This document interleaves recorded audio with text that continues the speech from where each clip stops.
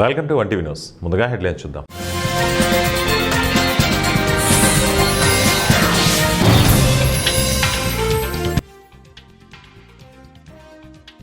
Bharat Malaysia Navasakam, కీలక రంగాలపై ఇరు ప్రధానుల ఒప్పందాలు.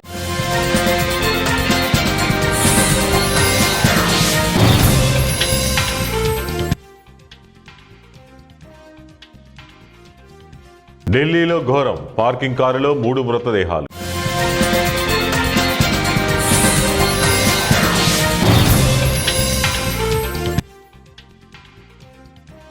వైసీపీ నేత అంబటి రాంబాబుకు బిగ్ షాక్, మరో కేసులో 14 రోజుల రిమాండ్. వైసీపీ నేత అంబటి రాంబాబుకు బిగ్ షాక్ తగిలింది.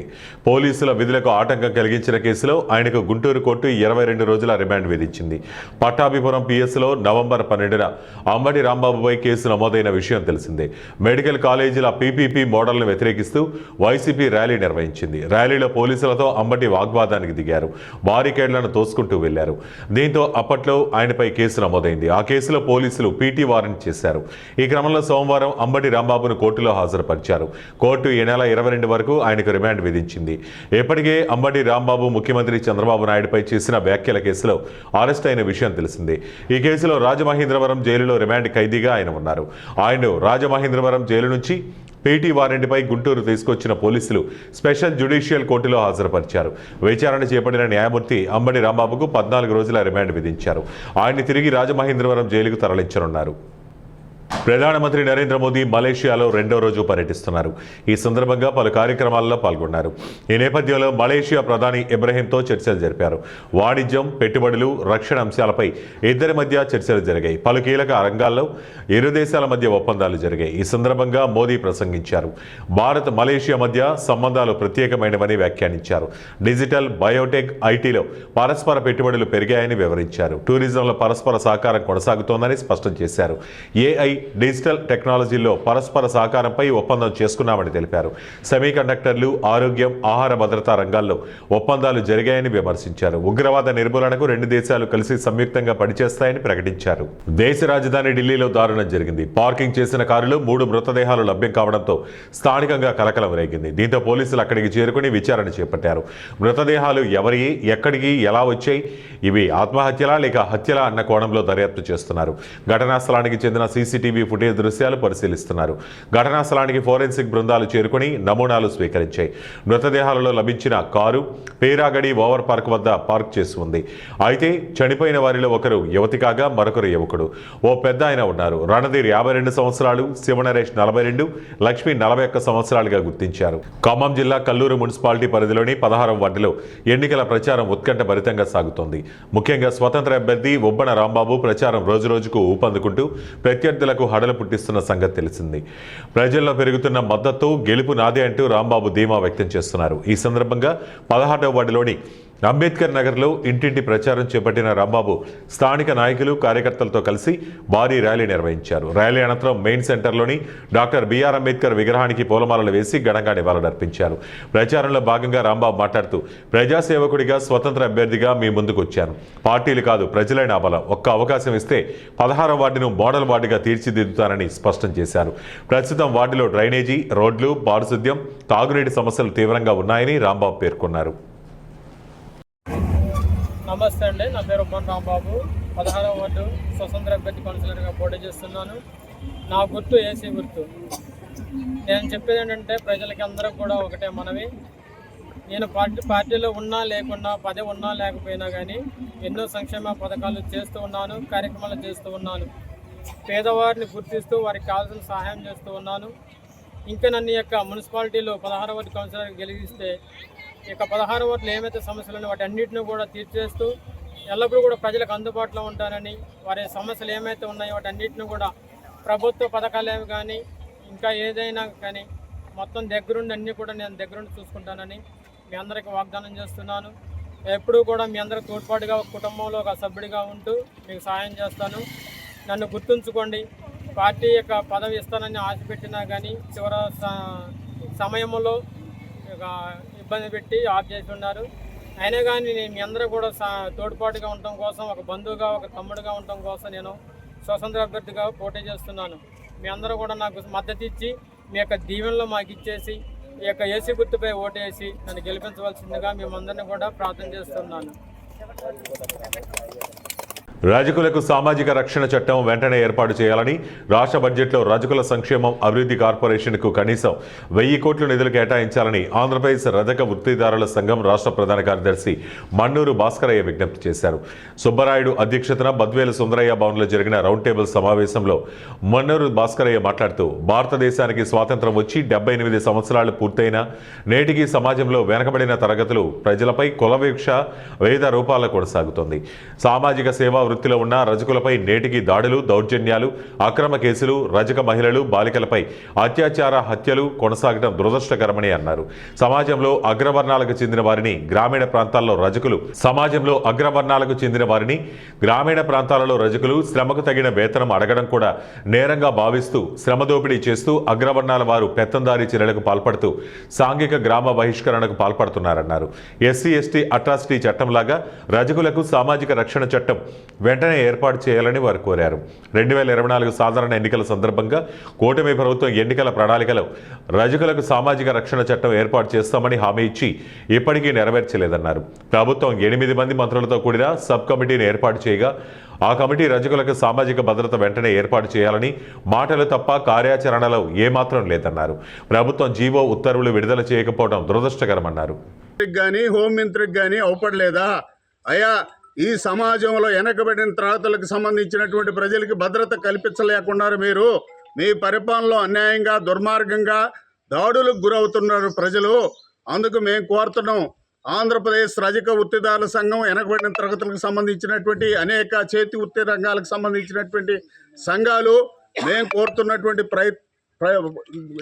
ప్రధానమైన డిమాండ్ ఏంటంటే రజకులకి సామాజిక రక్షణ చట్టం, వెనకబడిన తరగతులకి బీసీలకి సామాజిక రక్షణ చట్టం నువ్వు చెప్పిన మాట నిలబెట్టుకోవాలి.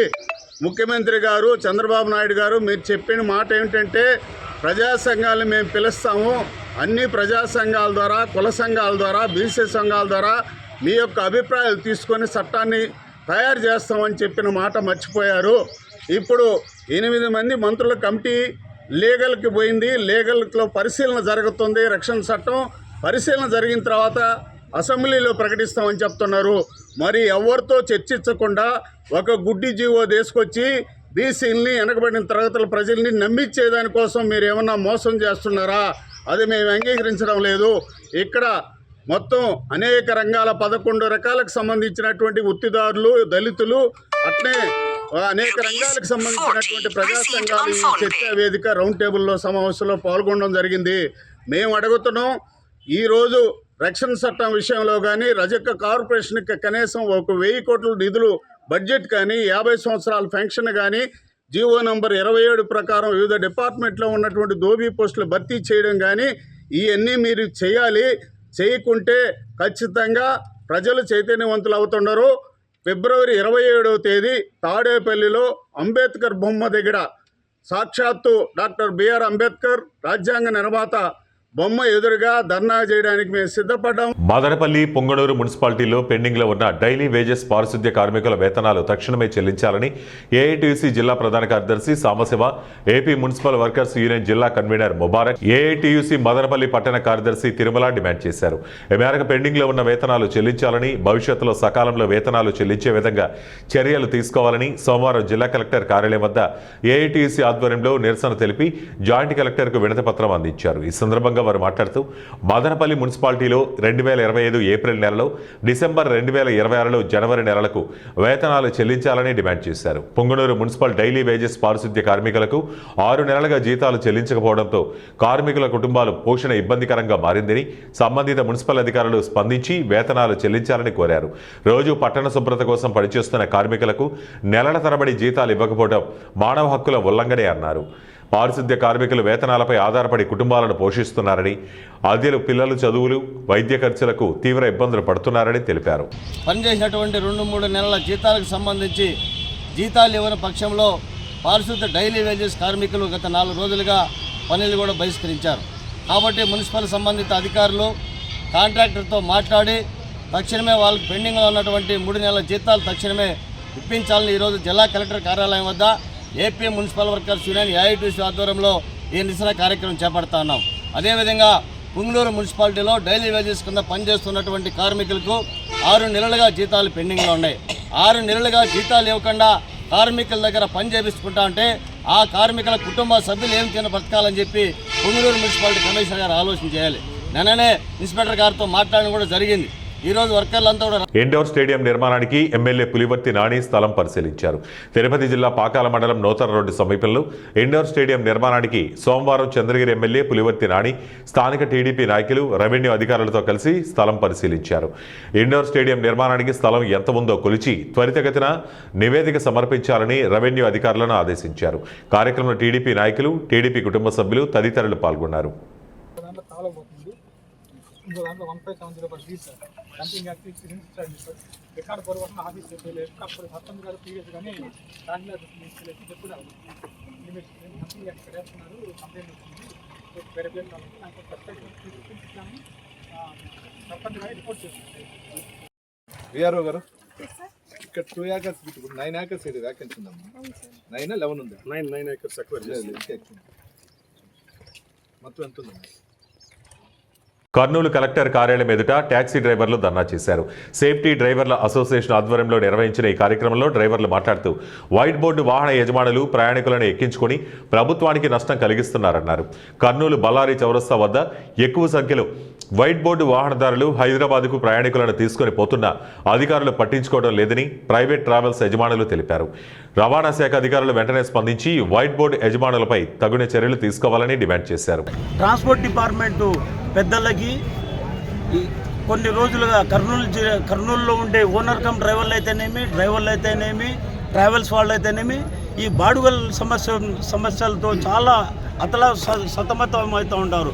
ఎందువల్ల అంటే ఈ బయట రాష్ట్రాలు అయితేనేమి బయట జిల్లాల నుంచి వచ్చి ప్యాసింజర్ల రూపాల ద్వారా టికెట్ల రూపాల ద్వారా ప్యాసింజర్లు వేసుకొని పోతూ ఉంటారు. దీనివల్ల మన కర్నూలులో నివసించే ఓనర్ కమ్ డ్రైవర్లు, ఓనర్లు, ట్యాక్సీ డ్రైవర్లు, ట్యాక్సీ ఓనర్ ట్రావెల్స్ వాళ్ళు జీవితాలు చిన్న భిన్నం. గవర్నమెంట్ ఆఫీసులో పెట్టినటువంటి కార్లకు ట్యాక్సీలు కట్టుకొని డ్రైవర్లని జీవనోపాధి లేకుండా ఇబ్బంది పడే పరిస్థితి వచ్చింది. వాటిని కూడా పెంచాల్సిన అవసరం ఎంతైనా ఉందని చెప్పి మా యొక్క డిమాండ్ అండి. కర్నూలులో ఉండేటువంటి ట్రావెల్స్లు కానీ డ్రైవర్స్ కానీ డ్రైవర్ కమ్ ఓనర్స్ కానీ వీరందరూ చాలా నష్టపోతున్నారు. సెల్ఫ్ డ్రైవ్స్, బ్లాబ్లాలు అలాగే ప్యాసింజర్ బండ్లను నివారించి మాకు తగిన న్యాయం చేయాలని గవర్నమెంట్ వారిని కోరుకుంటున్నామండి. Thank you. Srinivas Yadav, Shri Sai travels, Kurnool అండి. చేసుకోనికి మనకి రాదు. మనం అక్కడ నిలబెట్టామంటే మన బండి తాళాలు తీసుకుంటారు. బట్ ఏమంటే అందువల్లే ట్రావెల్స్ వాళ్ళు చాలా ఇబ్బంది పడుతున్నారు. బాడిగా లేక, డ్రైవర్లకి ఉపాధి లేక, ఎందుకంటే ట్రావెల్స్లో బండ్లు బయటికి ట్రావెల్స్ పోతేనే కదా డ్రైవర్లకు ఉపాధి ఉండేది. అందుకే డ్రైవర్లకి ఉపాధి లేదు. ట్రావెల్స్ దగ్గర క్యారమ్ బోర్డ్ ఆడుకుంటూ వాళ్ళ జీవితాలతో ఇబ్బందులు పడుతున్నారు. ఇంట్లో చాలా ఇబ్బందిగా ఉంది వాళ్ళకి. ఒక్కొక్కరికి 2 ఆడపిల్లలు ఉంటారు, 3 ఆడపిల్లలు ఉన్నారు, డ్రైవర్లు ఉన్నారు. వాళ్ళని ఆదుకోవాలని గవర్నమెంట్ కూడా చెప్తున్నాము. మన డిమాండ్ ఏం లేనా, వైట్ బోర్డులు తీసేయాలా, ఎల్లో బోర్డు చేసేయాలా. డిటీసీ గారికి, ఆర్టీఓ బ్రేక్ ఇన్స్పెక్టర్ గారికి వాళ్ళకి ఏం చెప్పాడమంటే వైట్ బోర్డులు కనపడితే ప్యాసింజర్ రూపంలో తిప్పుతున్నారు.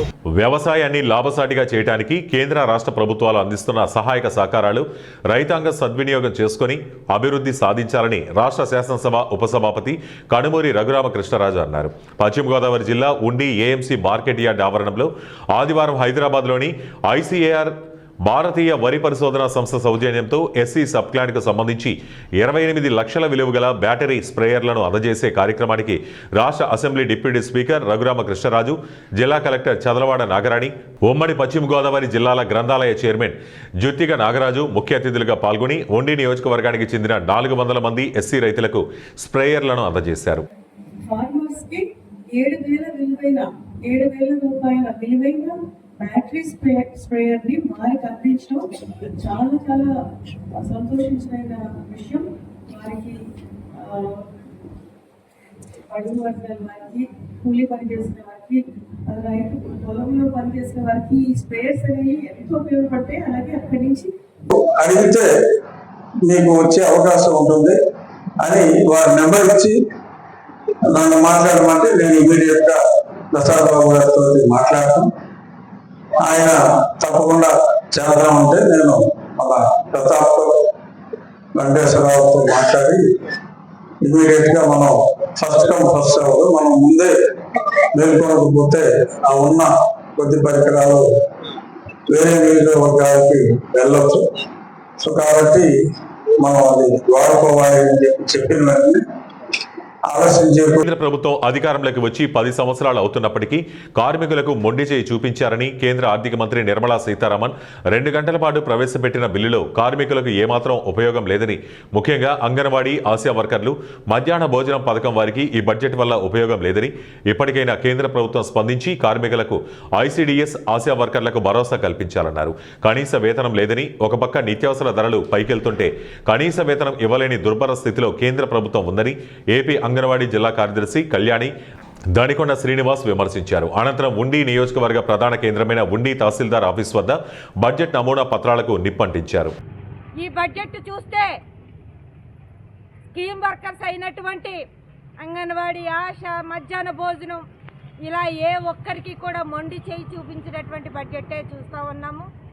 నిధులు ఏ మాత్రం కూడా పెంపుదల లేదు. అధికారంలోకి వచ్చి కేంద్ర ప్రభుత్వం 10 ఏళ్ళు పూర్తిగా వస్తోంది. కానీ ఇప్పటికీ కూడా ఏ ఒక్క కార్మికుడికి ₹1 పెంచిన పాపాన ఈ కేంద్ర ప్రభుత్వం బడ్జెట్ కేటాయింపులు చేయలేదు. మరి స్కీమ్ వర్కర్స్ చాలీ వేతనాలతో చాలా ఇబ్బందులు పడుతున్నారు. అనేక మార్లు నిరసన ద్వారా తమ యొక్క గోడును విన్నవించారు. ఈ బడ్జెట్లో కూడా స్కీమ్ వర్కర్స్కి మొండి చేయ చూపించారు.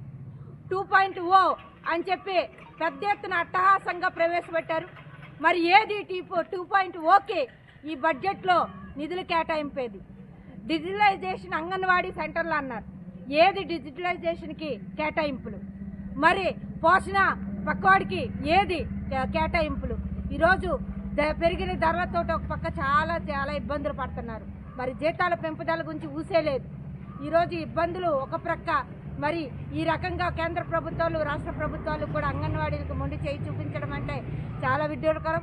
ఇప్పటికైనా ప్రభుత్వాలు వార్తలు ముగించే ముందు ముఖ్యాంశాలు మరోసారి.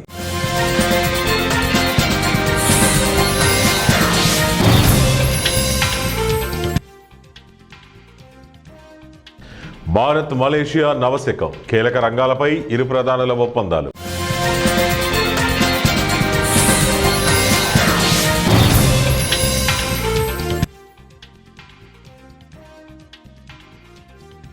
ఢిల్లీలో ఘోరం, పార్కింగ్ కారులో 3 మృతదేహాలు.